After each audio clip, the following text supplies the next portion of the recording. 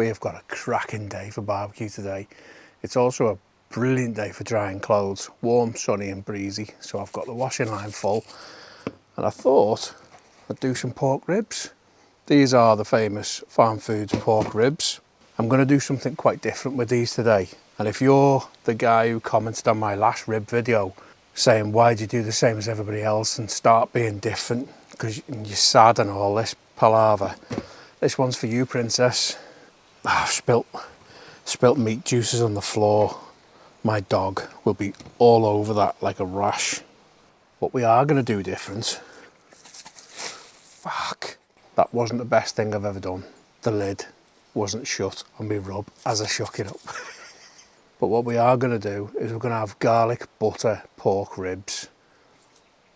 Bear with me, I've never tried it before myself, but it sounds like a good idea, doesn't it? And let me get this cleaned up and then I'll crack on. Never hoovered me patio before. I make these mistakes so you don't have to. Right, let's hope that's the last calamity I have. I've taken the membrane off the back and I've just trimmed it towards the end because it was a bit weird towards the end. So we'll get this turned over and we will treat the bone side first. Wind's taking the rub everywhere. Oh, come on.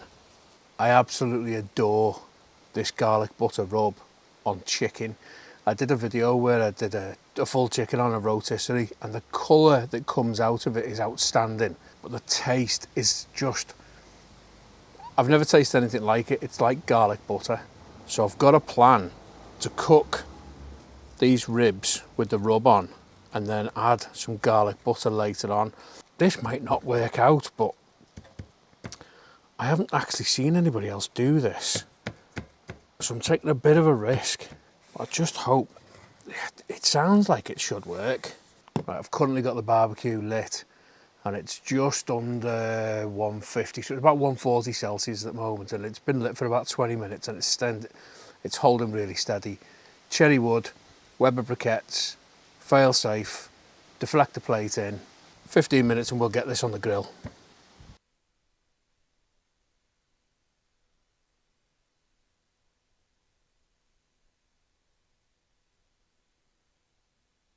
Two and a half hours in, we are on to 130 degrees Celsius still.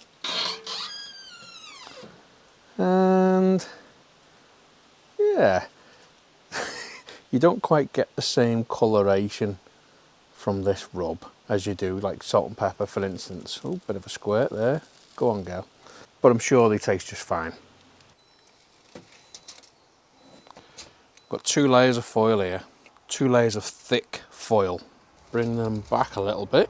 I bought some of this, the Garlic Farm on the Isle of Wight, garlic butter with black garlic in it, from a local greengrocers, and I thought, oh yeah, nice bit of Welsh garlic butter, but I've just realised it does say Isle of Wight, so it ain't local, but I'm sure it's beautiful.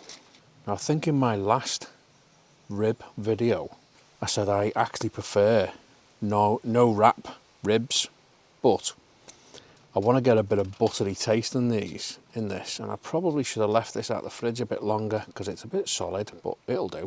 Oh God, big chunks of black garlic in there. Whoa, look at it in there. How good's that? It's actually worked out really nicely that the butter is quite solid because it just goes into nice little blocks quite easily. That'll do, half a tub.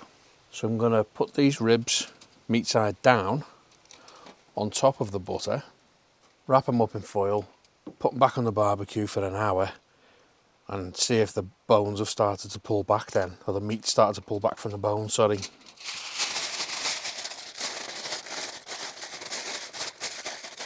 Wrapped nice and tight. The reason I go meat side down and bones up is not only does it enable the butter to soak into the meatier part of the rib, it also prevents the bones from penetrating the foil. Give them an hour and then we'll unwrap them. I don't know why, but I don't feel very confident, and I think it's because I'm experimenting. So we haven't got our typical dark, smoky colouring. In fact, we've got quite an anemic looking pale appearance, but it doesn't matter how they look. It's the flavour that counts. What I'm now thinking of doing, hot honey, glazed over the top, stick them back on for about 20 minutes. Just enable that honey to get a bit sticky and tacky on the surface of the ribs. Give them a bit of a glaze, a little bit of heat. I mean, hot honey and garlic butter. People use that combination every day, don't they? It smells good. Oh my God, it smells like garlic butter. Surprise, surprise.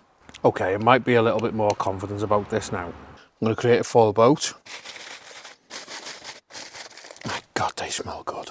Make sure your boat's got good sides because there's lots of garlicky butter and juice and all kinds of stuff going on. They look juicy. I don't actually think I cooked these well enough. Oof. Because there's not an awful lot of bone, meat pulling back from the bone. In fact, there's pretty much nothing. But the probing really nice. They're anywhere between 85 and 95 Celsius. So they're a bit firmer than I normally have them, but that's still, oh bloody hell, that's soft. Really not a bad thing. Actually not a bad colour on them. I've ramped the heat up towards the end. Bit burnt here, but that's just a rub. So I'm going to rest these 15-20 minutes and then smash them. Here is the moment of truth. Ooh, still a bit warm. Still a bit warm. I took my eye off the ball. The meat started pulling back a little bit here, but not so much here. They're poking out, but these don't look perfect. Pork ribs are up. Bless you. Pork ribs are always a bit weird to cut. So hard to see the bones. So we always turn them over upside down. You've got a better chance of hitting a bone. Let's see what that middle one looks like. Yeah, it's juicy. Bit of a smoke ring around the edge. They look quite good then. Ow! Fucking hell, they're still hot. It's weird. They don't smell like pork ribs. They smell like garlic chicken or something. I don't know. You might not be able to see in my amazing lighting in this kitchen, but there's a really nice dark red, shiny green to these. And I think I'm going to have to test them before we eat them. Test them before we eat them. Test them before we put them on our dish. Does it look juicy? Going in.